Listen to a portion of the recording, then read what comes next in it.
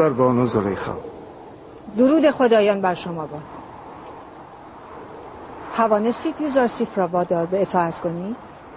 خیلی بانوی من، او اصلاح پذیر و اهل اطاعت نیست. مطیع کردن او کار دشواری نیست. شما نتوانستید.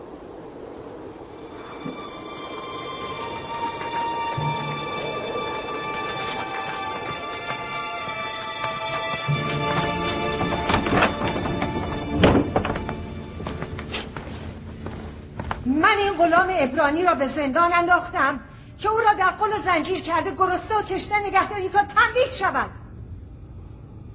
اما تو او را به حال خویش رها کرده ای. بانوی بزرگ، کسی را در بند کنند که بگریزد. یوزارسیف که گریزپا نیست. کسی را گرسنه نگه می‌دارند که شکم باره باشد. یوزارسیف را کجا میل قضاست؟ کسی را شلاق زنند که مجرم باشد. او که مجرم نیست. پس حقیقت داره.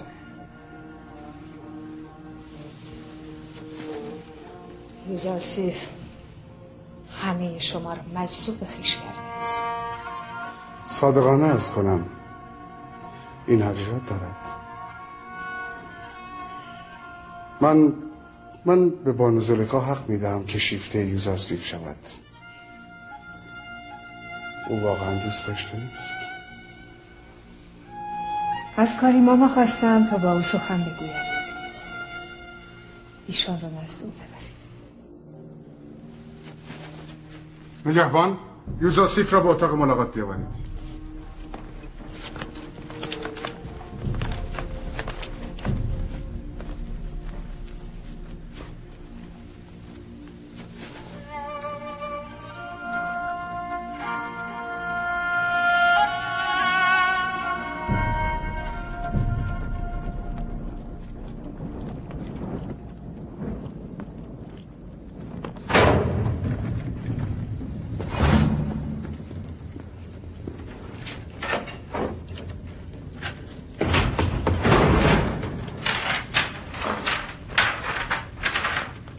ما را تنها بگذارید.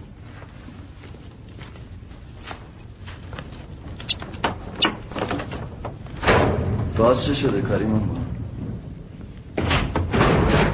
هنوز بانو زلیخا خیالات گذشته را در ذهن می‌پرورد. خور و خواب را که مدتی است فراموش کرده، اما یاد شما را نمی‌تواند.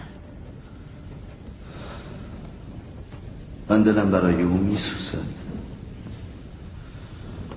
ای کاش به جای این همه تبعیت از نفس قدری تابع عقل میشد. عاشق و عقل؟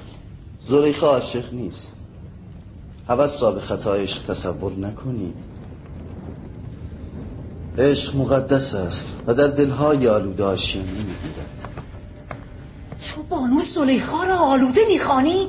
به خدایان سوگند اگر او اجازه میداد تو را در زیر شکنجه وادار به تسلیم میکردم، اما چه کنم که زلیخا مانع می شود. زلیخا می داند که یوزارسیف تسلیم شدنی نیست، به همین دلیل به شما اجازه تندخویی نمی دهد.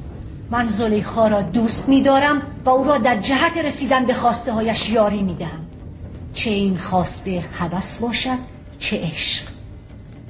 من خواستار آزادی تو نیستم، اما زلیخا هست. من به خاطر زلیخا به اینجا آمدم تا راه آزادی را به تو نشاندم. شما چقدر زلیخا را دوست دارید؟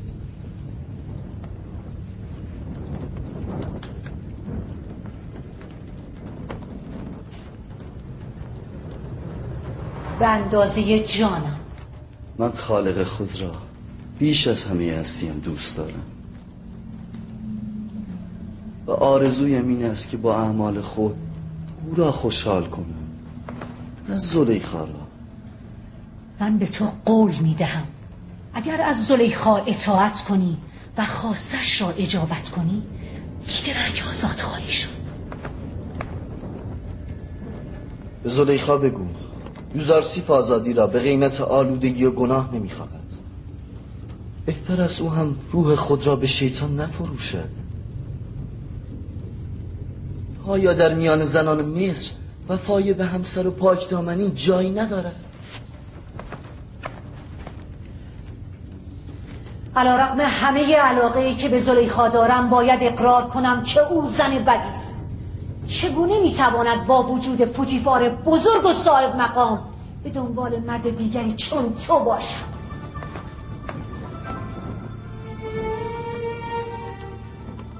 اگر زلیخا معبود حقیقی و زیبا را میشناخت، به بنده ناچیزی چون یوسف دل نمیباخت. خداوندا، زلیخا را از تاریکی زندان درونش نجات داده و قلب او را به نور ایمان روشن کرده.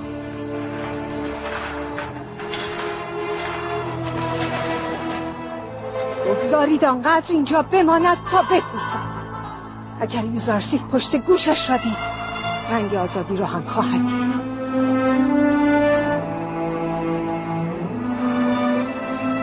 حرکت کنید.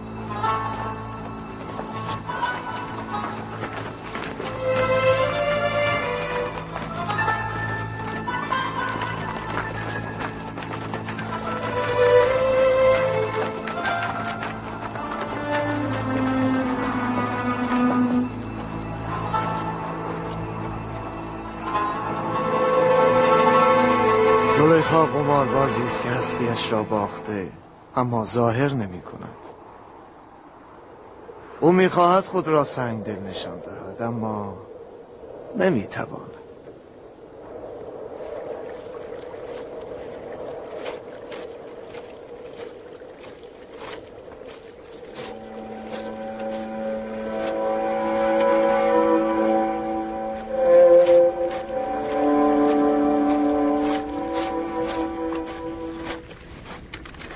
درود خداوند بر تو باد.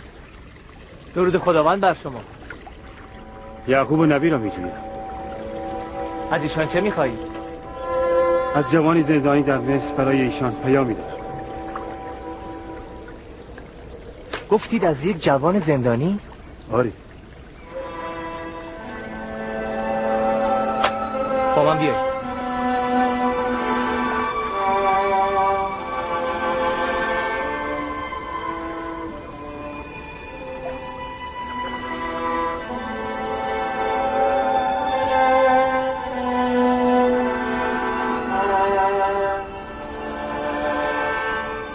ظاهر او، قد و قامت او، سن و سالش.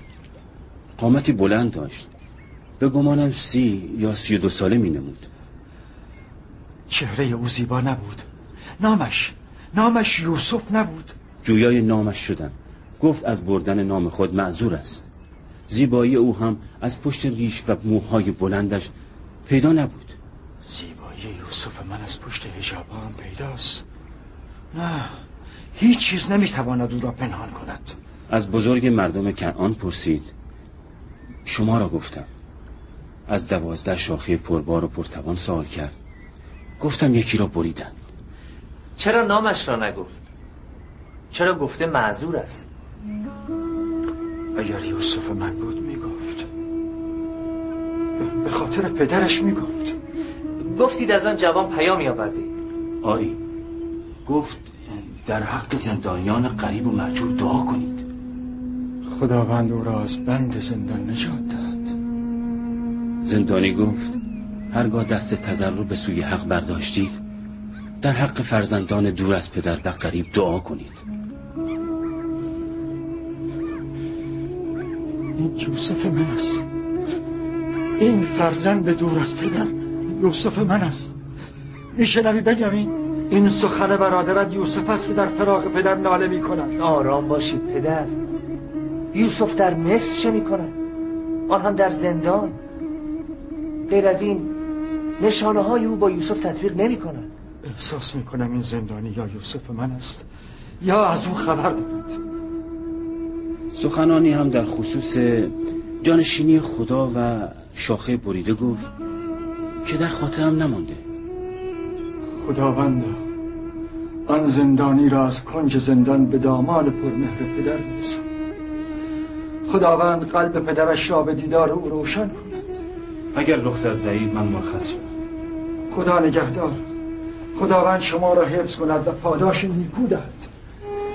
امیدوارم که این چشم‌ها یوسف مرا دیده باشند. امیدوارم. خدا نگهدار. خدا نگهدار.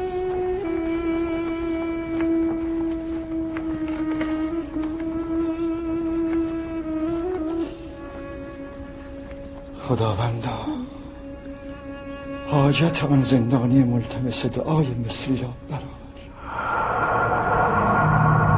عالی جناب فرمانده تاکلو.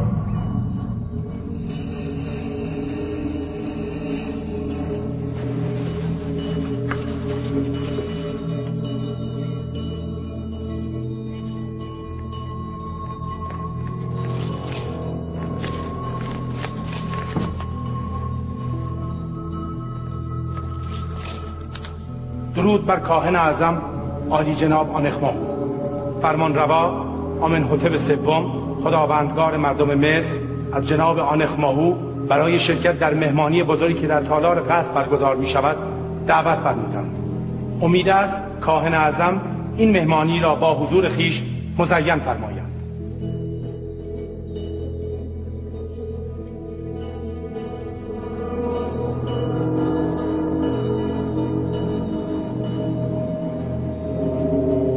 دعوت فرمانروا سپاسگزاریم و در مهمانی ایشان شرکت میکنیم. میتوانی بروی.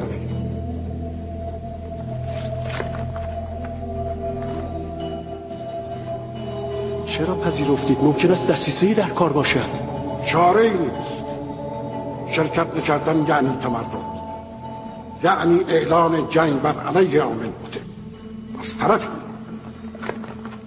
اگر آمنحتب به جان آمنحتب سوءقصد کرده باشد، ممکن است ما متهم به تحریک شده باشیم که نرفتن ما یعنی تایید این اتهام. اگر این مهمانی یک دام و توطئه بود چه؟ پادیامون باید به سربازانش دستور دهد تا آماده شوند تا در صورت خطر اقدام کنند. ما هم تعدادی از بزرگان شهر را به مهمانی دعوت میکنیم تا آمنحتب نتواند در حضور اونها بر علیه ما اقدام کند. ناگفته نماند که پیروان آمون آنقدر هستند که آمنحتب جرأت نمی کند به کاهن اعظم اهانت کند. بسیار خوب، بروید برای مهمانی فردا آماده شوید.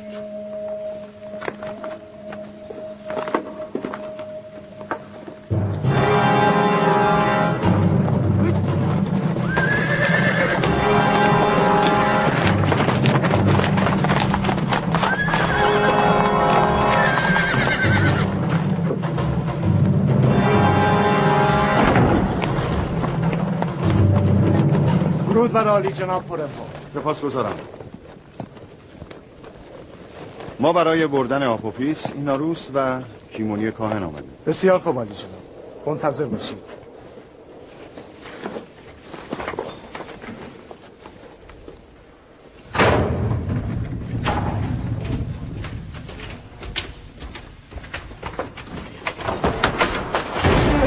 زندانی آپوفیس و زندانی ایناروس آماده رفتن شوند.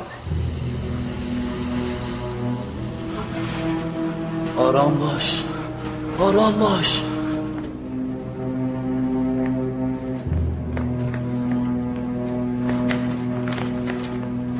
باید برای محاکمه نزد آمنحتب بروید. آپوفیس، آپوفیس، خدایی که ایمان آوردی توکل کن و به هرچه او اراده کرده راضی باش. اگر در این دنیا بودی که باز یک دیگر را ملاقات میکنیم و اگر رفتی بدان ما هم به زودی به تو ملحق میشویم. امروز روز سوم است. آثار تعبیر خوابی که یوزافسیف کرد ظاهر شد. برخیز آپوفیس، عجله کن. باشد باشد.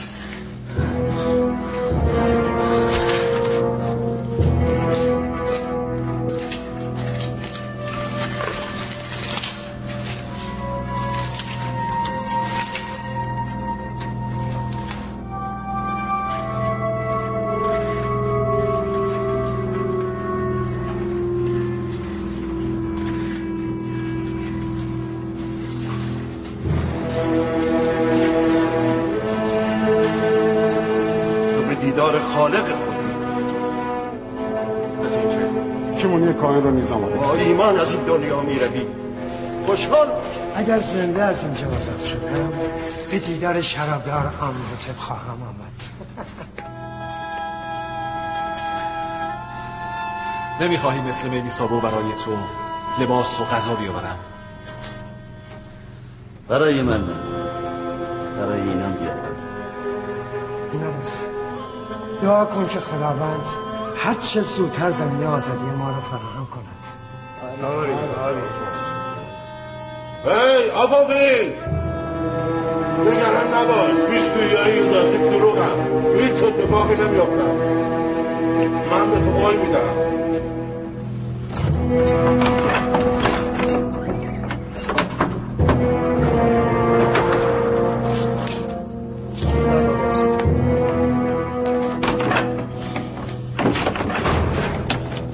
کیمونی کاهن بیرون، وقت رفتن است.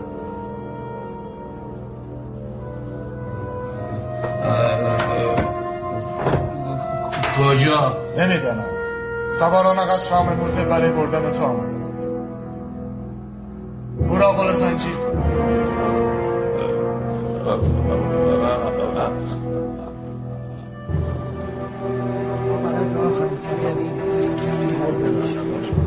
من ایمانم را از شما دارم می‌زارسی.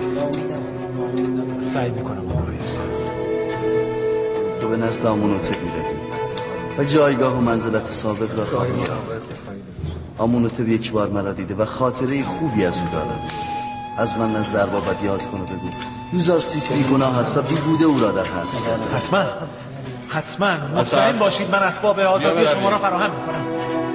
خدا نگهدار. خدا نگهدار. خدا نگهدار.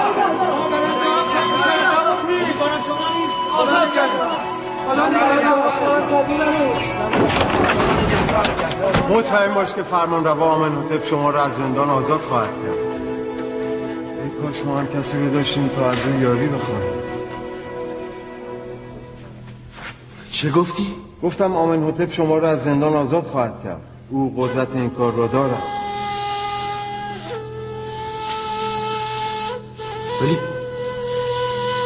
ولی من قدرتمندتر از آمن‌هوتپ را میشناسم. چرا به اون نگفتم؟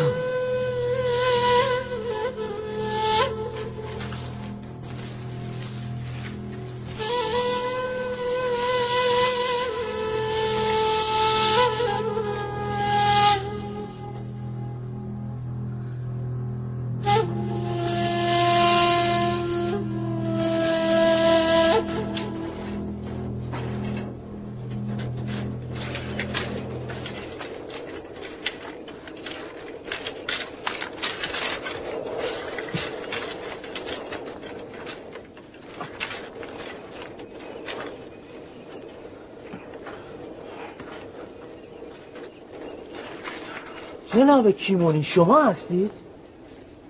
آپوفیس این عروس شما اینجا چه میکنید؟ خود را به حماقت نزن. ما دو تن ماه هاست که در اینجا زندانی هستیم، اما هیچ یک از کاهنان و مسئولین معبد به سراغ ما نیامدند. چرا باید میآمدیم؟ زندان شما چه ارتباطی به ما دارد؟ خیلی پستید. ما به خاطر شما در زندانیم.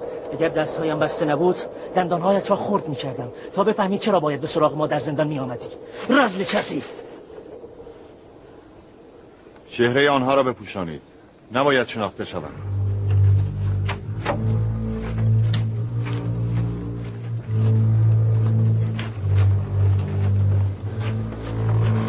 حرکت کنید.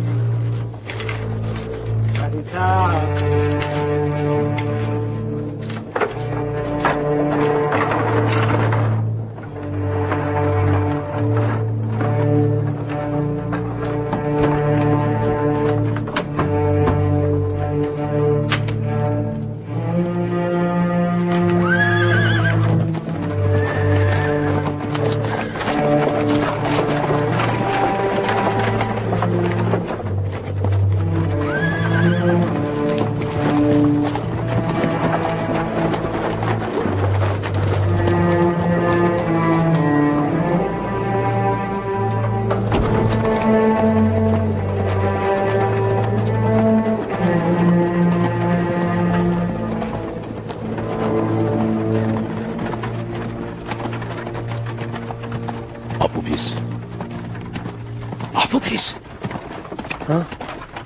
آیا تا به حال سخنی گفته ای؟ نتوانستم شکنجه را تحمل کنم. همه چیز را گفتم. به نابودی بستگان، همسر و فرزندانت فکر نکردی؟ شلاق و شکنجه هر فکری از سر آدم بیرون میکنه. به هر حال کار از کار گذشته. میدانم که شما تهدید خود را عملی نخواهید کرد. هنوز دیر نشده. انکار کن. یعنی بدان که معبد انتقام سختی از تو خواهد گرفت. اقرار کرده نزد همه. انکار فایده ندارد. بگو اقرار در اثر شکنجه بوده. از ترس جان اقرار کرده ای. بوتیفار آنقدرها هم ساده نیست. نمیپذیرد. چاره ای نیست. اگر این کار نکنی تمام بستگان و پیشانت را از ترس خواهی گرفت. ببندید دهانتان را. شاطر!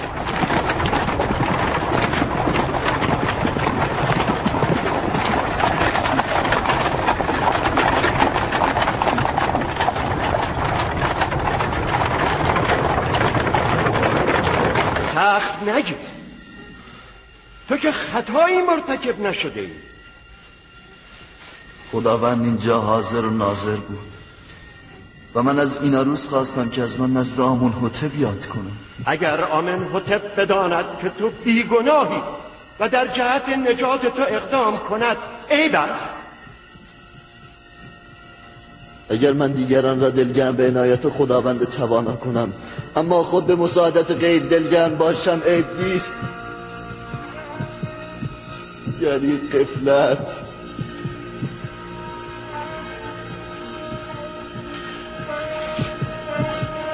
تو فقط خواستی که فرمانروا از حال تو غافل نباشد و متوجه بیگناهی تو شود. همین. آنجا که خداوند ناظر و متوجه بیگناهی من است چه نیاز به توجه غیر؟ من از خداوند پوزش می‌طلبم، توبه می‌کنم. اشتباه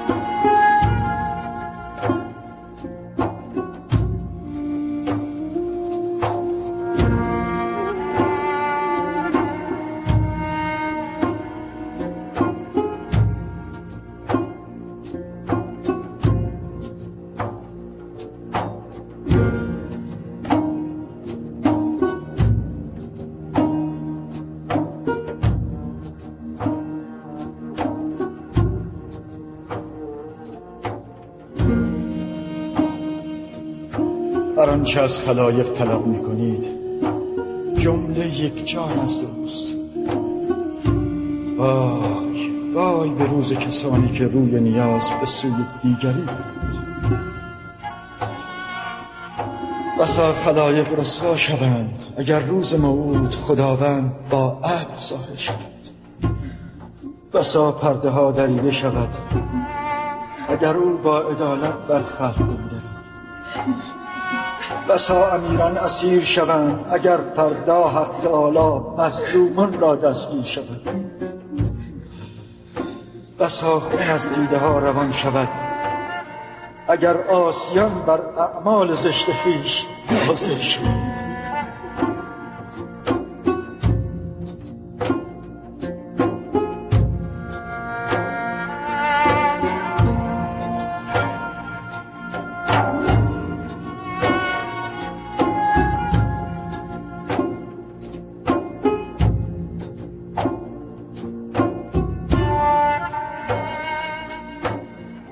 آمده ای که مرا به مجازات خطایم آگاه کنی.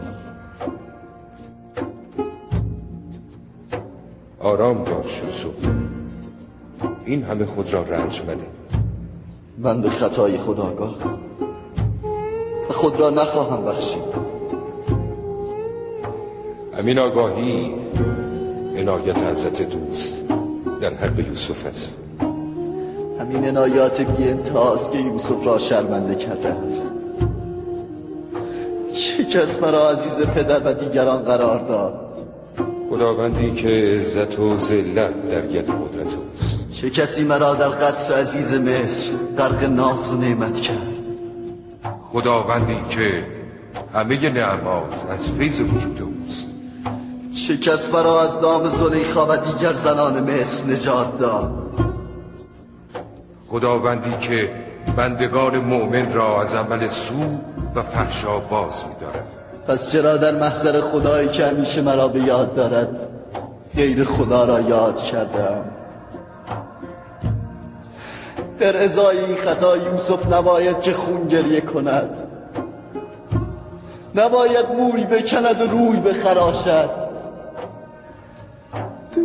خطا کردم، اشتباه کردم، از خداوند بزرگ عذر تقصیر می‌طلبم. اگر یوسف به خطای خویش واقف نمی‌گشت و این گونه عذر تقصیر به پیشگاه حضرت دوست نمی‌برد، مطرود درگاه حق می‌گشت و از مقام نبوت عزل می‌گردید. مقدر این بود که یوسف 1 سال در زندان بماند، اما اکنون 7 سال دیگر بر این زمان افزوده شد تا هم یوسف خطای خود را جبران کند و هم هدایت مردمان زندان را بر عهده بگیرد. یوسف در آینده نیازمند یاران بسیاری است.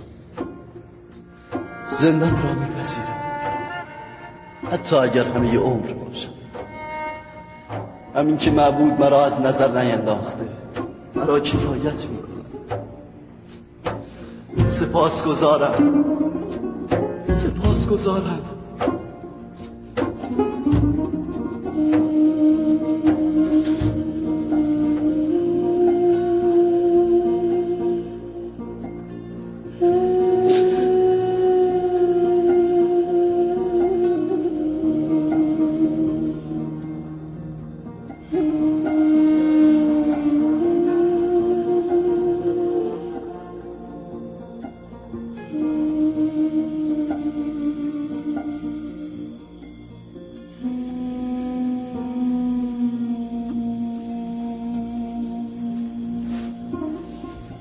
مرا ببخشید، خوابتان را آشفتم. همیشه دعا کنید خداوند ایمان و عبودیتی را که ارزانی من کرده از ما نگیرد. همیشه بگویید پروردگارا قلبم را تاریک و تباه نکن بعد از آن که هدایتم کرد.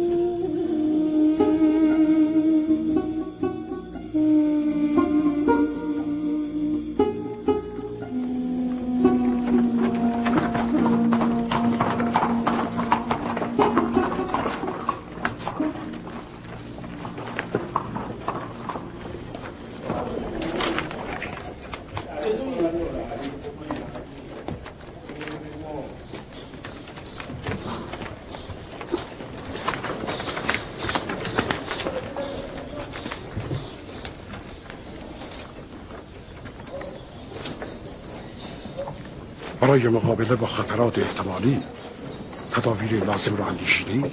بله عالی جناب. سربازان و برده ها مسلح هستند. تعدادی سربازم در بین مردم مسلح هستم. گفتم اگر خبری شد حمله کنم. سعی کن بر خود مسلط باشی، بیهوده خشمگین نشوی.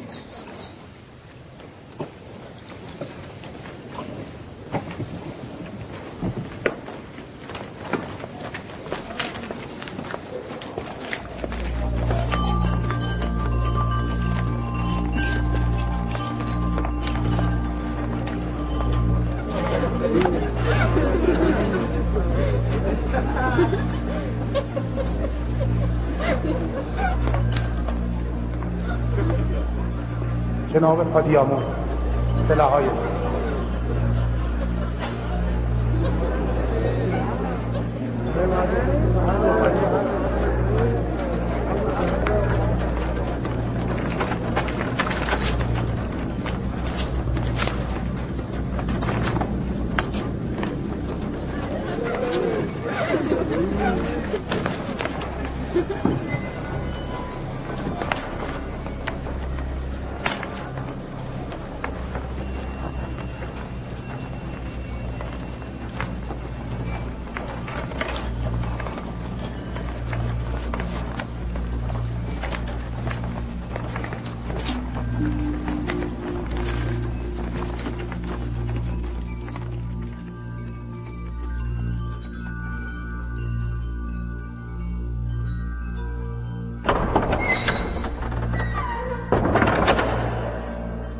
فرمان روای سرزمین مصر خدایگان آمنوتب سوم وارد می شود.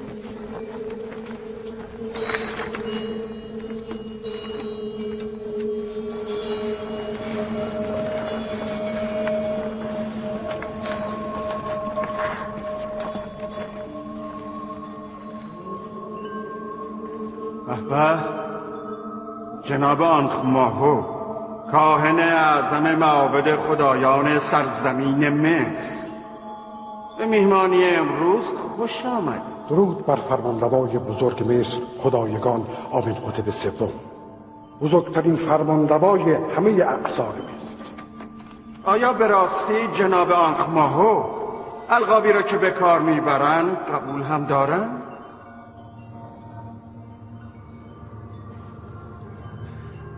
ما تردیدی نداریم و آنچه که گفتم از سر صدق است. تمام فرمانروایان مصر از نظر کاهنان معبد آمون مقام نیم خدایی دارد. من از شما بزرگان معابد سوال میکنم، اگر کسی علیه چنین مقامی که آنخماهو گفته توطئه کند، جایش چیست؟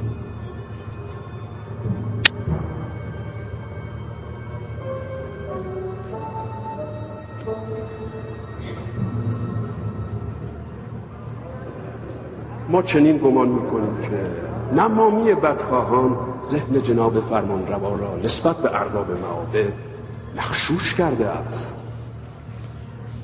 ولی جناب فرمانروا مطمئن باشند که بدگویی خبرچینان نمیتواند از ارادت ما نسبت به فرمانروا بکاهد، هرچند که خاطر عزیزشان از ما مکدر شده باشد.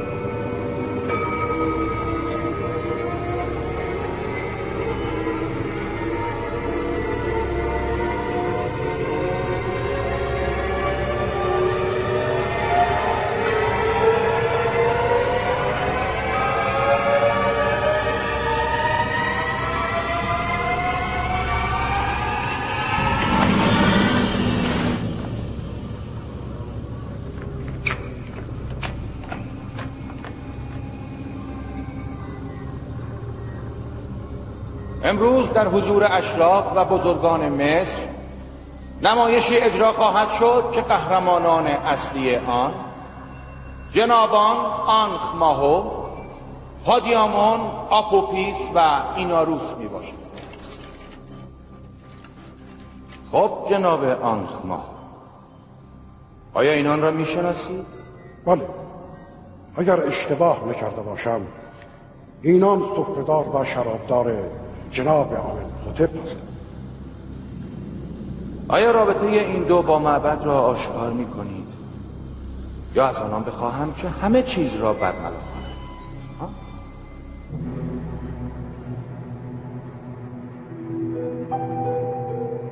معبد فقط آنان را از پیروان آمون می داند و رابطه دیگری با آنان ندارد. خب آپوپیس، تو چطور؟ آیا رابطه خود با معبد و جناب آنخ ماهو را انکار می‌کنی؟ من نمیدانم جناب پوتیفار از کدام رابطه سخن میگویند. از رابطه با آنخ ماهو، از دسیسه‌ای که بر علیه جان آمنحتب صورت گرفته بود بگویید.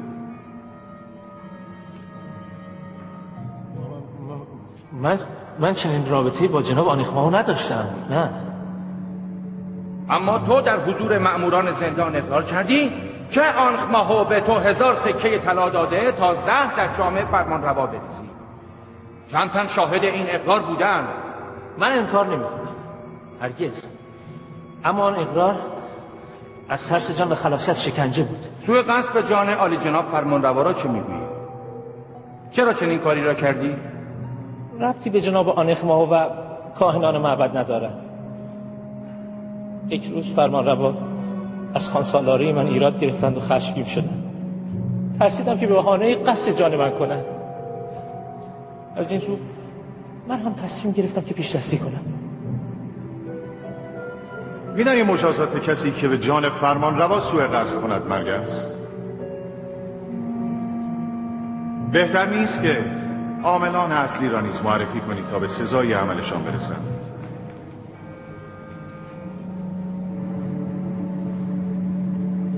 جناب پوتیفار، چرا به اصرار می‌خواهید خادمین معبد را شریک جرم کنید؟ او در حضور مردم رابطه خود را با معبد انکار کرده است.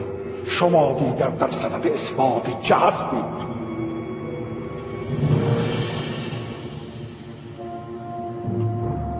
شما خیلی هم آسوده خاطر نباشید، چون هنوز نمایش ادامه دارد.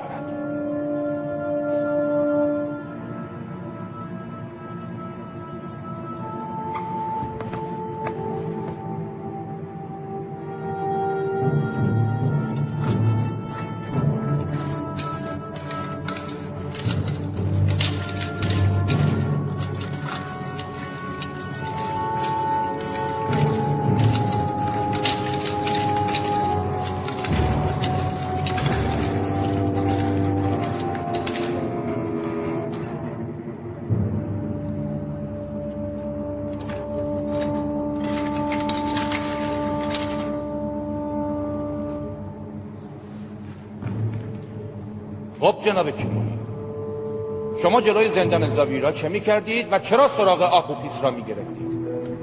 به خاطر همسر و فرزندانش که گریه می کردن و از آپوپیس بی اطلاع بودن. قول دادم خبر خوشی برایشان ببرم. همه جا سر زدن.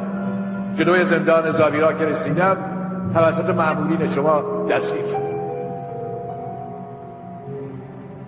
ولی آپوپیس بیشتر در زندان اقرار کرده که توسط شما نزد آنخ ماهو رفته و برای کشتن فرمانروا تدبیر شده است. اقرار تحت شکنجه هیچ ارزشی ندارد جناب آنخ.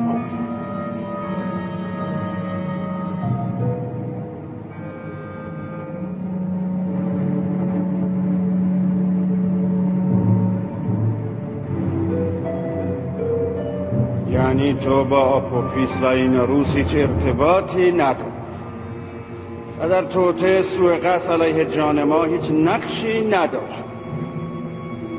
خیر خداوندگار من، هیچ رابطه ای با یکدیگر نداریم. و تو آپوپیس هیچ ارتباطی با کیمونی و آنخماهو نداشتی؟ نه عالی جناب، من با کیمونی و جناب آنخماهو هیچ رابطه‌ای نداشتم. و نقشه سوء قصد جان مرا خودت با این عروس کشید؟ نه عالی جناب، نه، من از این ماجرا بیخبر بودم. راست میگوید عالی جناب، او از این ماجرا بیخبر بود. اما این نقشه را من کشیدم. من از او خواستم که با من همکاری کند، اما نکرد و به شما خبر داد.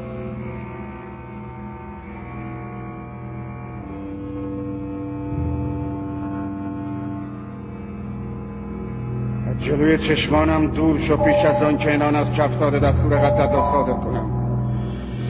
دلیه اینان تو را نجات. بار دیگر اگر توطئه کنی آمون هم نمیتواند تو را نجات دهد. دور شو.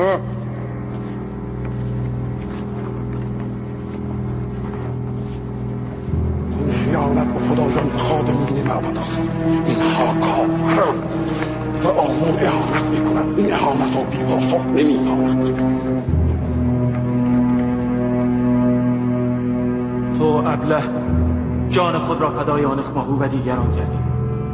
اگر حقیقت را گفته بودی اکنون نجات می‌یافتی. من جان خود را فدای خانواده و بستگانم کردم.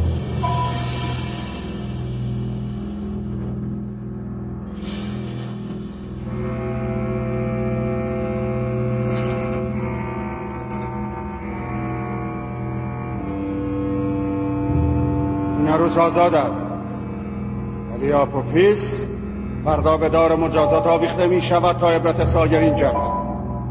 تو چی موندی؟ برو، اما بدان که به زودی پرده از جنایت معبد برداشته و همه شما را همچون آپوپیس به دار مجازات خواهم آویخت.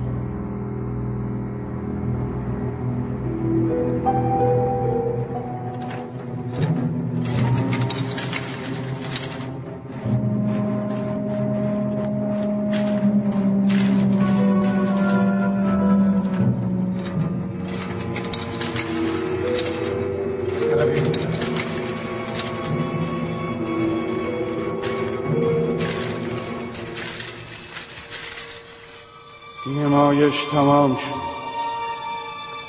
همه بیرون.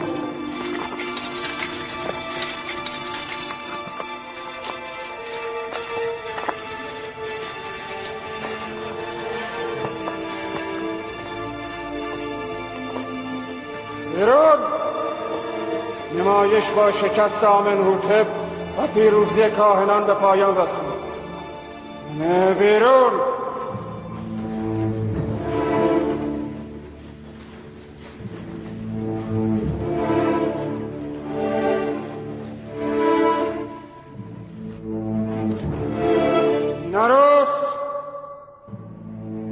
بله عالی جناب.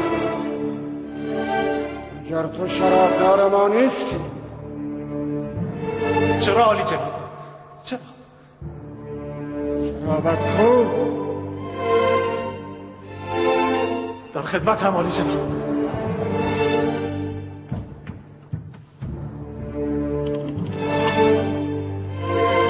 این افتضاح امشب تقصیر شما جناب پوتین. وزیر با تدبیر و حکیم ما جرم به این روشنی را نتوانست به اثبات برساند.